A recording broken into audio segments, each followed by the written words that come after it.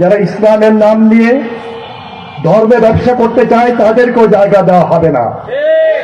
অত্যাচারী, অবিচারকারী, জুলুমকারী, নির্যাতনকারীকে কোনো কোথাও স্থান দেওয়া হবে না।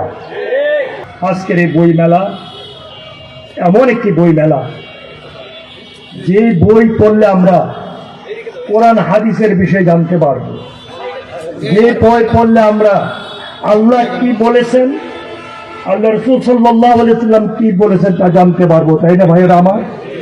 বিশেষ করে ধর্ম মন্ত্রণালয় যে দায়িত্ব পালন করছে, সেই দায়িত্বের মাধ্যমে ইসলামী ফাউন্ডেশন সুন্দরভাবে চলছে, তাই না ভাইয়েরা আমার?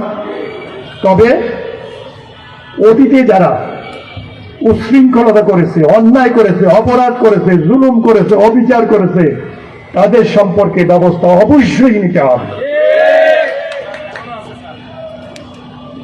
এখনো যারা আছে আস্তে আস্তে ব্যবস্থা করতে হবে।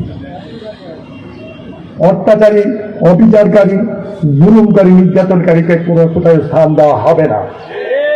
যারা ইসলামের নাম নিয়ে ধর্মে ব্যবসা করতে চায় তাদেরকেও জায়গা দেওয়া হবে না।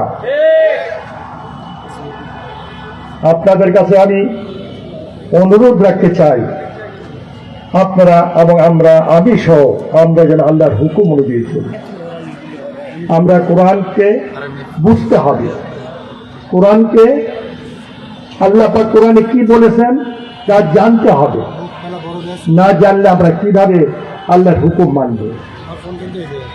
ভাইয়েরা আমার, আমাকে হুকুম করবেন ন্যায় নীতির মাধ্যমে, নীতিমালার মাধ্যমে যতটুকু পারি আপনাদের জন্য করব, আমার বাংলাদেশি ভাইদের জন্য করবো ইনশাআল্লাহ।